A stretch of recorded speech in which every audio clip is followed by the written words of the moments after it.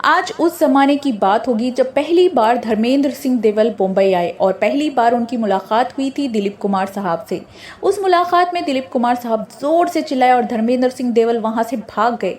पूरा मामला क्या था यही तो आज आपको बताना है दोस्तों। मैं हूं आपकी दोस्त और होस्ट और आप देख रहे हैं अब्दुल्ला उर्दू शायरी।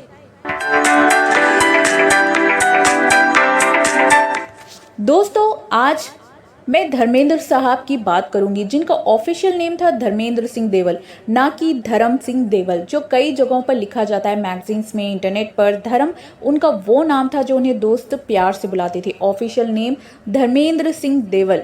क्योंकि आज का वीडियो धर्मेंद्र साहब के मुंबई आना और दिलीप कुमार साहब से मिलना इसके बारे में है, तो पहले ये बताना जरूरी है कि वो मुंबई आए क्यों। धर्मेंद्र पहली बार 1953 में मुंबई आए थे क्योंकि उनको फिल्मी कीड़े ने बचपन में ही काट लिया था। बचपन यानी 1948 में, जब धर्मेंद्र की उम्र करीब 13 साल की थी। उस वक्त एक फिल्म रिलीज हुई थी शहीद।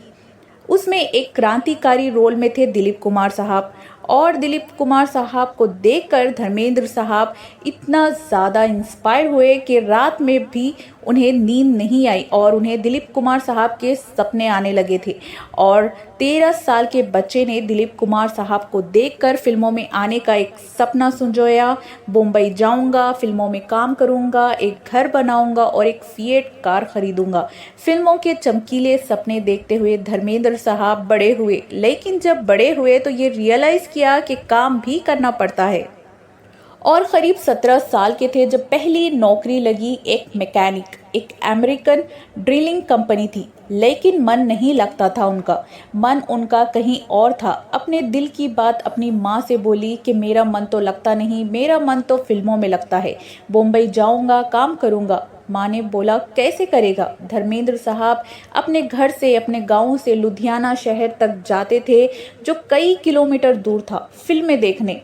उनकी माँ ने नोटिस करना शुरू किया कि ये लुधियाना जाने का जो कार्यक्रम था वो कुछ ज़्यादा ही फ्रीक्वेंट हो गया था, कुछ ज़्यादा ही तेज़ हो गया है। अक्सर धर्मेंद्र साहब लुधियाना जाने लगते थे।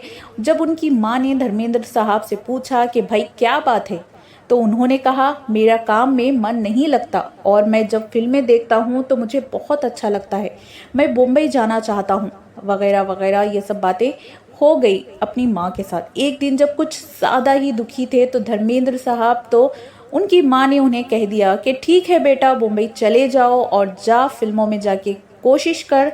तो इस तरह से धर्मेंद्र साहब फाइनली अपनी माँ का आशीर्वाद लेके मुंबई आए पहली बार। और जब आए तो उसके बाद कई सारे फिल्मी स्टूडियोज़ के चक्कर काटे, कई लोगों से मिले और सब ने उन्हें बड़े प्यार से मना कर दिया। जब पैसे ख़त्म होने आ गए तो धर्मेंद्र साहब ने रियलाइज़ किया कि जितने चमकीले यहाँ के सपने मैंने बुने थे उतनी ये दुनिया खूबसूरत बिल्कुल भी नहीं है। उन्होंने वापस गांव जाने का फैसला किया, लेकिन फिर धर्मपाजी ने सोचा कि मुंबई तक आया हूँ, गांव जाने से पहले क्यों ना एक बार दिलीप कुमार से मिल लूँ, क्या पता दर्शन हो जाए। आफ्टर ऑल दिलीप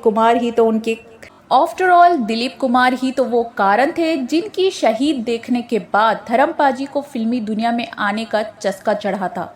तो दिलीप कुमार साहब से मिलना है, ये सपना लेकर और ये आशा और ये उम्मीद लेकर धर्मपाजी विथ फुल कॉन्फिडेंस बाली हिल वाले दिलीप साहब के बंगले की तरफ चल दिए।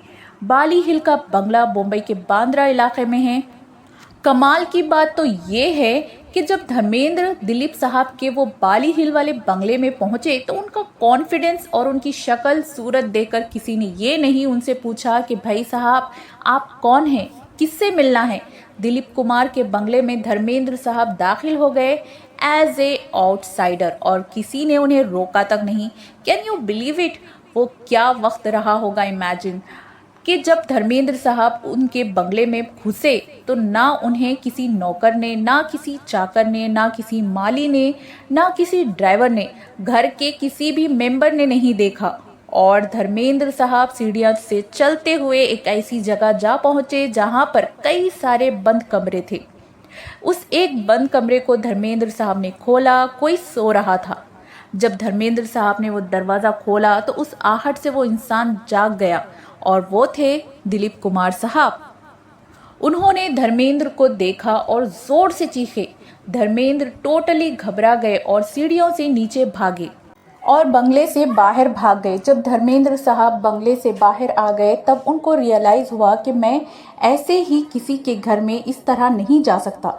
उन्होंने ये सोचा था कि जैसे उनके गांव में सबके घर खुले रहते हैं और कोई भी घर के अंदर चला जाता है किसी से भी मिलने, तो उन्होंने ये सोचा था कि दिलीप कुमार आराम से उनसे मिल लेंगे, वो आराम से उनके घर पहुंच जाएंगे, सब कुछ आराम से हो जाएगा।